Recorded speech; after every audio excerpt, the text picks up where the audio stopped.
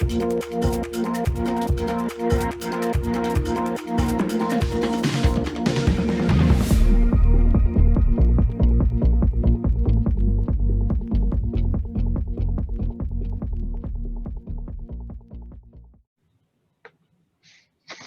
good morning, everyone. First of all, thank you for joining us. I'm Chris Whitaker, the Local Assistance Director here with Region 12 Council of Governments headquartered in Carroll. I'd like to also thank a couple other staff members, not on the Zoom with us this morning, but Lauren Mortensen, our Economic Development Planner, has worked really hard to put this series together. Rick Hunsaker, Executive Director, will probably join us a little bit later on this morning as well. So please note that we will mute each of the attendees to limit background noise, and this session will be recorded for later use and viewing. Those recordings of all of these webinars will be located on our Region 12 website, and we'll broadcast those through our Facebook page as well as our newsletter when they are available for viewing at a later time. This morning is the third in a series of webinars focused on assisting small businesses, entrepreneurs, local development officials, and city officials. The COVID-19 pandemic has affected each of us in different ways, especially our friends and neighbors in small business. What our goal is to assist with recovery and look forward to future growth and opportunities as we all look forward to the elimination of the COVID-19 pandemic. This webinar and future ones like it are made possible through special CARES Act funding provided to Region 12 Council of Governments from the Economic Development Administration.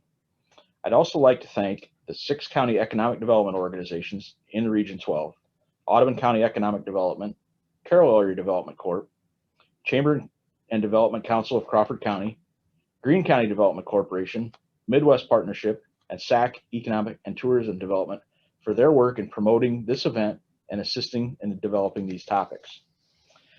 There are more scheduled events on a variety of topics coming up in future weeks, from online sales and promoting your business to social media to Economic Development 101, and hopefully a session on tax increment financing as well.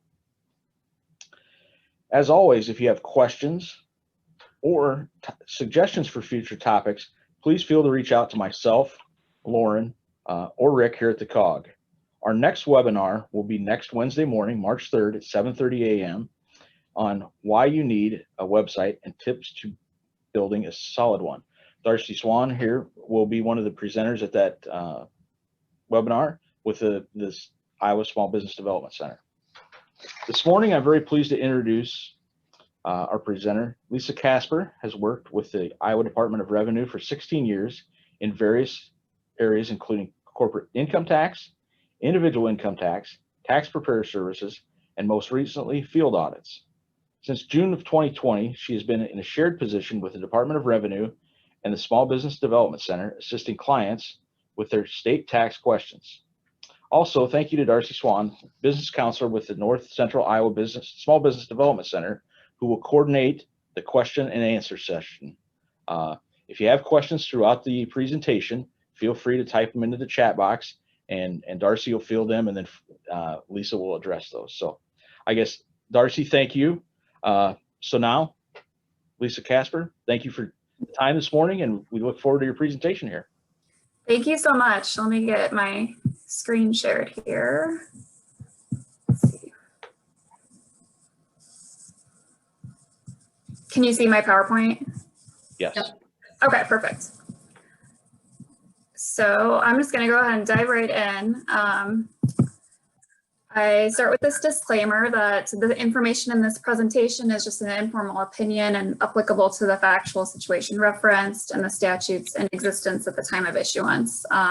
The SBDC or the Iowa Department of Revenue could take a contrary position in the future to what is stated, and any oral or written opinion by IDR personnel not pursuant to a declaratory order is not binding. So, okay, we'll move on to just some basic sales tax information. So the state's sales tax rate is 6%, and then there is a 1% local option sales tax for jurisdictions that have enacted that.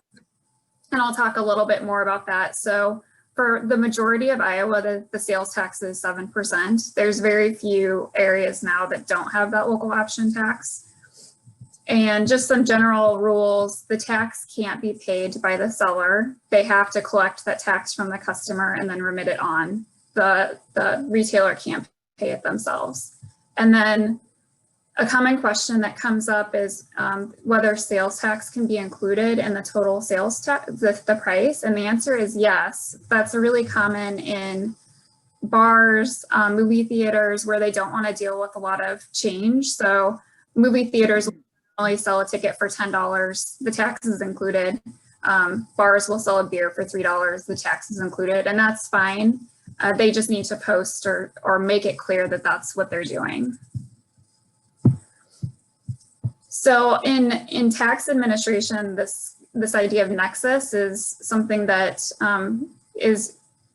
that we look at, and that just means whether there's a connection enough between a seller or a business and the state that would require the seller to register and collect sales tax in a state.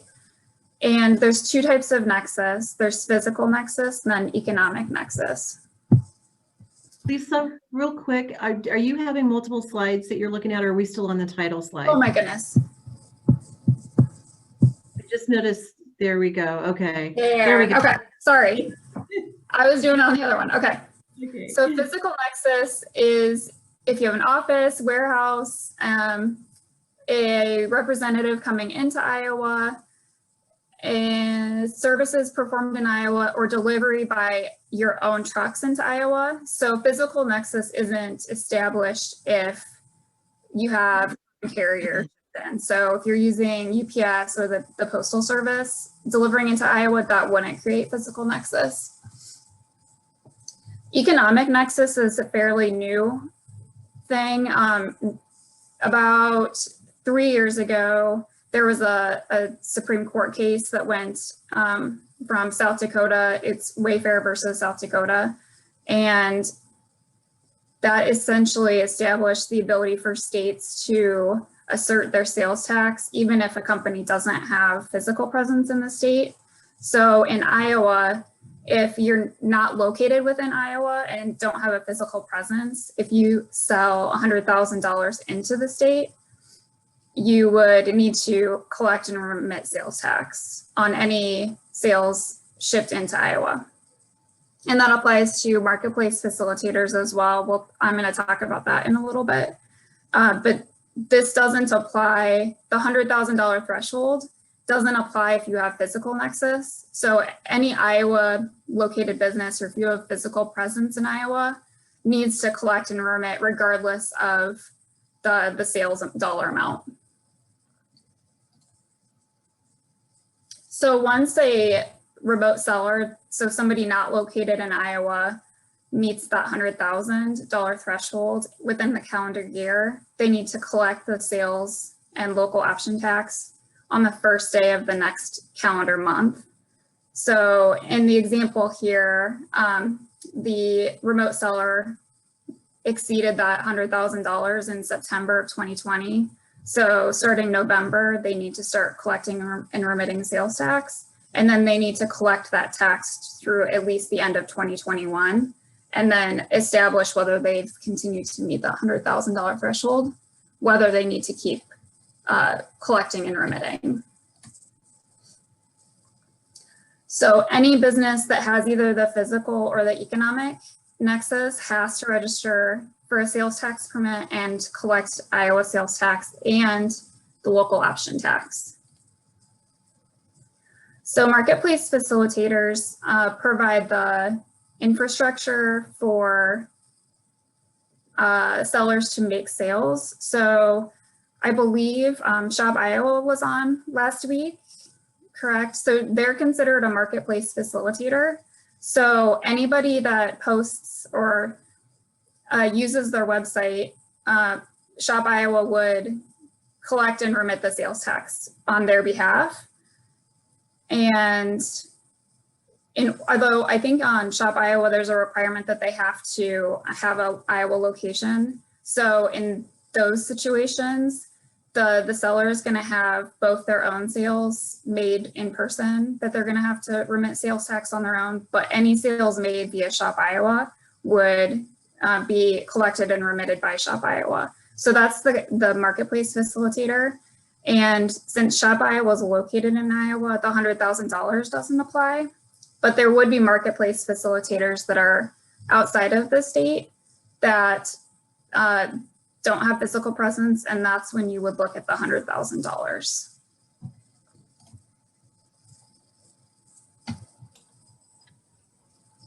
And so on the marketplace facilitators, they have lots of different businesses that are all posting or putting their items out there. So you don't look at the individual sellers sales threshold, you look at the overall sales of the marketplace facilitator itself. So if there's somebody in Iowa, an Iowa business that only makes sales through a marketplace, so if you're only selling through Shop Iowa, then you wouldn't need to get your own sales tax permit because you'd never be remitting any sales tax. So there would be no need to get a sales tax permit just to report 0 every time. But again, if you have your own location and are making your own sales, then you would need one. So in this example is somebody that's selling both on a marketplace and a non-marketplace. So on the sales tax return that's going to be filed, the department wants the business to report all of the sales. So any sales made on the marketplace and the non-marketplace, and then take an exemption for the amount that's reported on or that was sold on the marketplace, so that you're only actually remitting tax on the amount that was made directly to the consumer yourself.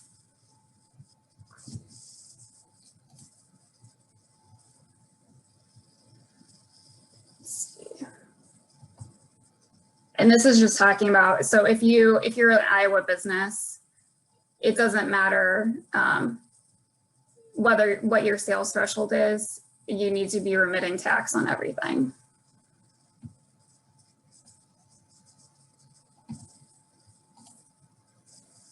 So this is a common question that comes up shipping out of state. Iowa sales tax only applies to items shipped within Iowa, so a delivery within Iowa. If, say, somebody from Illinois does an online order or calls your business and wants you to ship them something to Illinois, you would not charge Iowa sales tax. At that point, you'll want to research what Illinois rules are and whether you would need to collect Illinois sales tax, but sales tax goes by the delivery point. And if it's delivered within Iowa, Iowa sales tax applies. But if it's shipped out of Iowa, then you would not charge Iowa tax. And again, you would want to report all of those sales on line 1 of the sales tax return, and then just claim an exemption for interstate commerce so that you're only paying tax and we're remitting tax on the Iowa sales. So if you decide or realize that you need an Iowa tax permit, you can go to the department's website and there's an online application. It is illegal to make any taxable sales without a permit. And if you have more than one location, each location needs to have its own permit. So you can have multiple permits under the same EIN or the same social security number, but you do need to have a separate permit for each location. And then once issued, the permit, it's not something that you have to renew. Once you get it, it's active until it's canceled. And this is a common problem as well. If you say you close your business and you don't cancel the permit, the department doesn't know that. So you will likely get some estimated billings for returns that haven't been filed. So because we're expecting returns, and if they're not filed, you get an estimated billing. And so it's really important to cancel the permit if you close. And the same applies if you sell your business and it's a new owner. you still need to cancel your permit and the new owner needs to get their own permit. So I kind of touched on this earlier. Sales tax has to be collected when a sale is sourced to Iowa. So that means if the purchaser first possesses the product in Iowa. So in the example of the Illinois, if that Illinois resident drives to Iowa to pick up the product, then that would be an Iowa sale and Iowa sales tax would apply, as opposed to shipping it to Iowa or to Illinois. If the product's delivered to Iowa, so in the case of like a furniture store is delivering product into Iowa on their own delivery trucks, then that's considered an Iowa sale.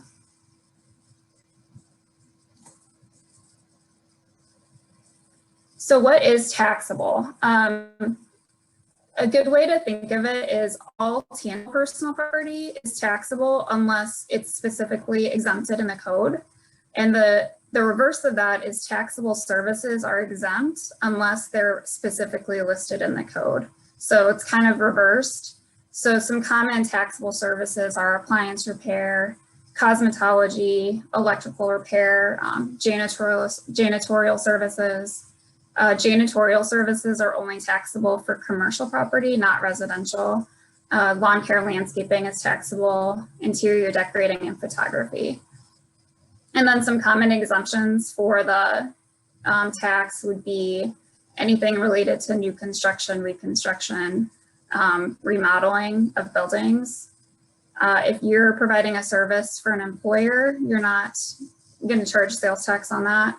And then probably the most common exemption would be items that are purchased for resale. So if you open a retail store and you're buying inventory, like say clothing, jewelry, normally those are items that would be taxable. But since you're going to be reselling and charging tax to the end consumer, you would just provide an exemption certificate to your vendor claiming sale for resale, and then they won't charge you tax on those items. All right, local option sales tax. So any jurisdiction that applies the 1% local option tax, in addition to sales tax, retailers are required to add that in, and that goes by the point of delivery or where the sale occurred.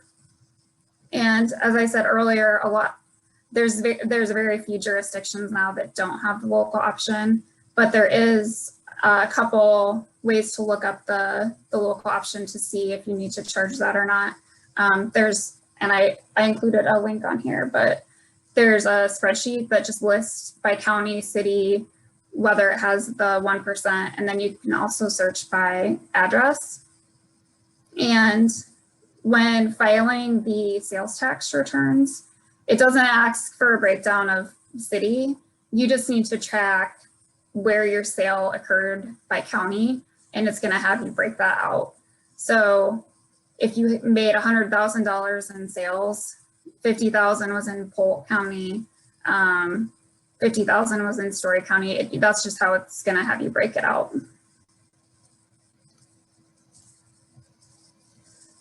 Another thing, when I'm talking to clients, a common question is, how often do I have to file my sales tax?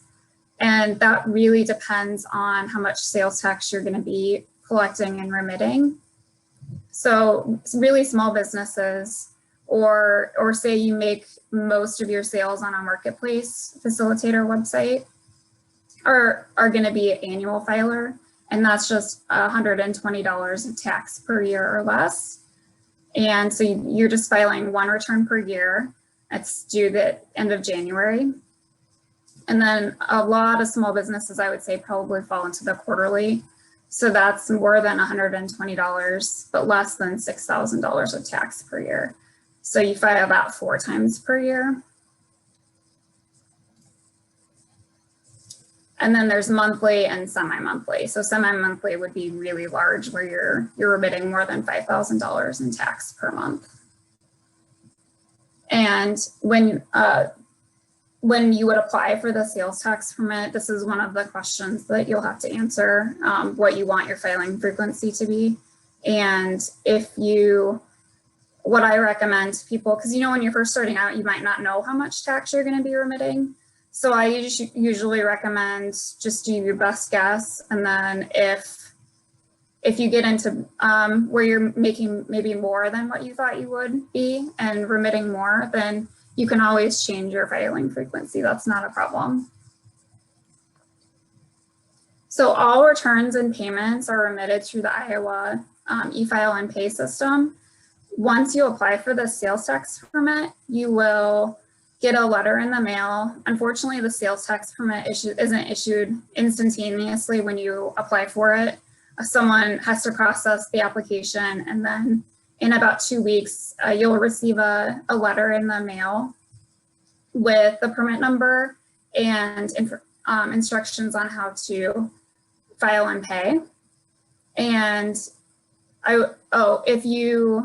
once you apply for the permit though, you're good to go ahead and make sales. As long as you applied for the permit, even if you haven't received it yet, you are legally allowed to start making taxable sales. So in order to file the returns, the e-file and pay is up in the corner here.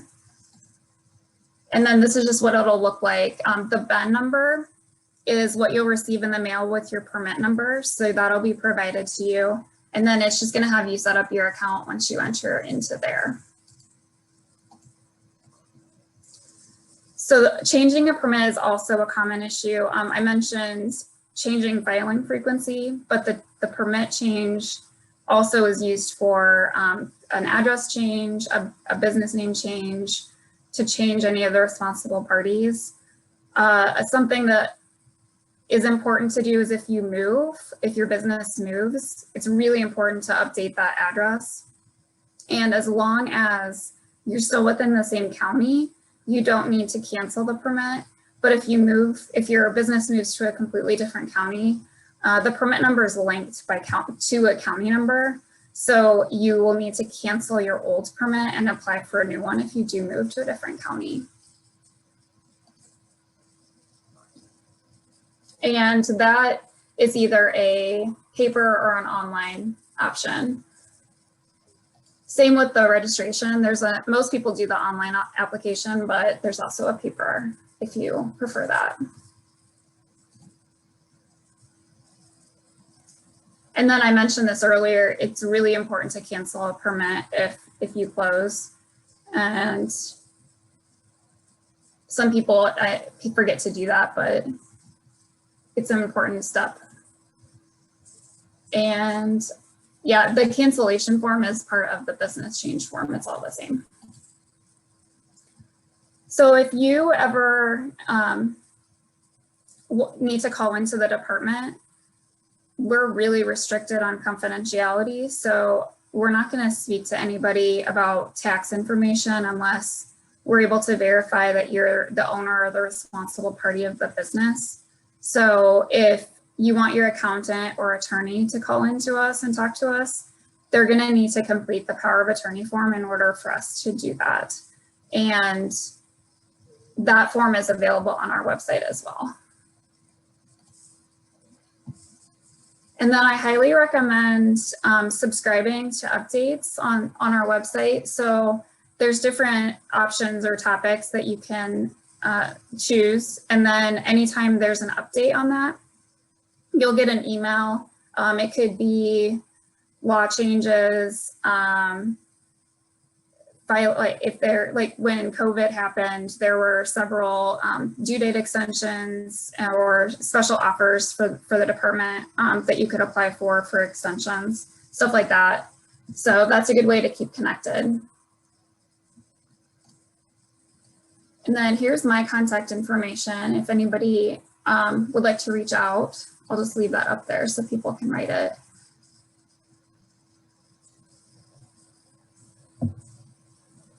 All right, lots of good information early in the morning for us all to absorb. And I feel like I flew through some stuff. So yeah, if anybody has any questions. So far, we don't have any that have come through, Okay. but I'm sure there's some folks out there that have some. So if you have a question, feel free to indicate that in the chat. If you want, what I can do is if you have a question, type your name and I can go unmute you and then you can ask Lisa directly. Or if you're shy, you can just email me. That's fine too. Yeah. And I was just going to say, we understand that sometimes questions of this nature are very personal to your business and you don't really want to share those. And so if you do want to reach out to Lisa directly to ask her a specific question, feel free to do that. Or you can also contact our center here at the North Central Iowa Small Business Development Center. And we are accessible. We have a Facebook page. We also can be reached by calling 515-574-1995. And yeah, so, okay, we do have a question. Yay. All right, we have an, yeah, so here's the question. We have an LLC that is based on our home address. Our business location is in a different county. How does that affect the BEN? You cut out a little. So the business's address. Yep, we have an LLC that is based in our home address. The business location is based in a different county. So how does that affect the BEN? So are the sales being made? I guess are the sales being made out of the business location then in the different county? I'm gonna go unmute. Yeah. Okay, and then you can ask Okay. direct questions. Let me find. Actually, the participant can unmute themselves, actually. So if you want to unmute yourself, Sean, and we'll let you answer Lisa's question there. Are you able to unmute?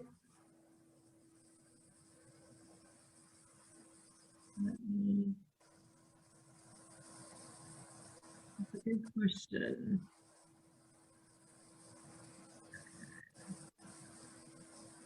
Sean is unmuted. We can't hear you, Sean.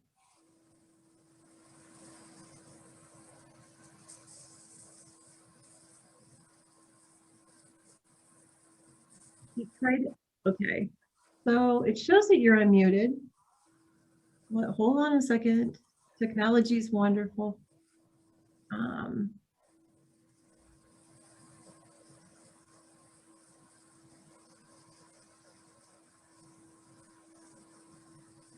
Hold on.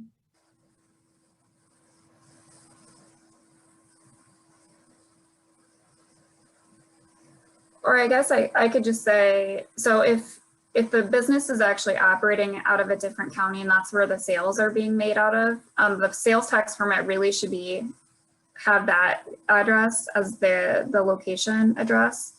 And if it's not, maybe Sean could email me directly and I could research it for him and see. Excellent. So Sean, if you can write down Lisa's email address there, the sbdcrevenue@iowastate.edu, and she can get you a specific answer to your question. Since we can't, I don't know why that's not working. All right, any other questions? That was a very good one. I know we get a lot of questions here at the center on online sales. Mm-hmm. So I have a question. When you're talking about your facilitators, marketplace facilitators, would that be like an Etsy, or is that, yes. Okay, so if someone's selling on Etsy should be the one remitting the sales tax? Correct. So if you're only selling on Etsy, then you wouldn't need to get your own sales tax permit because Etsy is handling that okay. for you. Same with like Shopify or something along those lines, or? Shopify is a little bit different because that's more of a website platform. Yeah, okay. So and it's just where you put your own website. Yep. So in that case, you still need to get a permit. They're not considered a marketplace facilitator. And there might be some smaller marketplace facilitators out there that may not meet that $100,000 threshold. So I would recommend if you start selling on a smaller one, to ask them, do you collect and remit sales tax for Iowa? And if they don't, then you would need to yourself.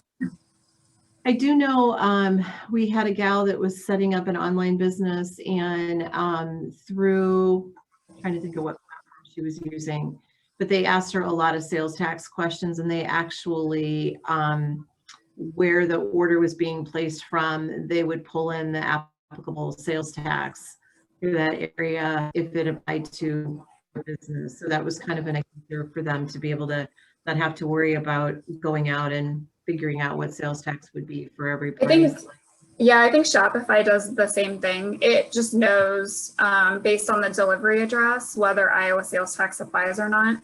And then it's my understanding you get a report every month maybe saying how much sales you had, how much tax they remitted for you, and that way you can prepare your sales tax return. Yeah, we just, with online sales coming out of increasing dramatically, we have a lot of questions on online sales here at the office. Yep. That's nice to know about the Shopify, or I'm sorry, about the Shop Iowa. Another great reason, if you haven't gotten online to sell, to look at that program. There's a very low barrier to entry when you're using the platform, and it's free through June for sure. So it may even be renewed after that. We're waiting to hear final word on that, but at least dip your toes in the water and see how that works. So, any other questions?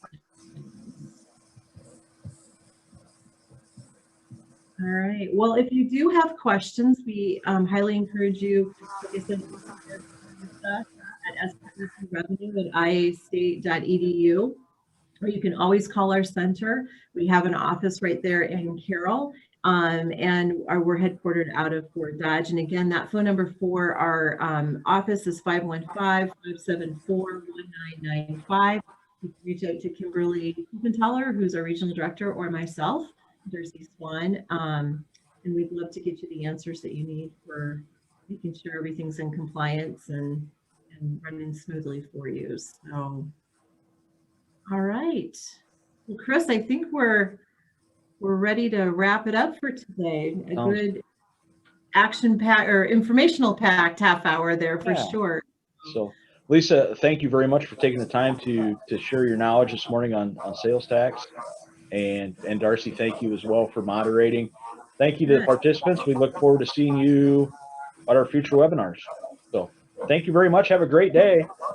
You too. Thank you. Thank you.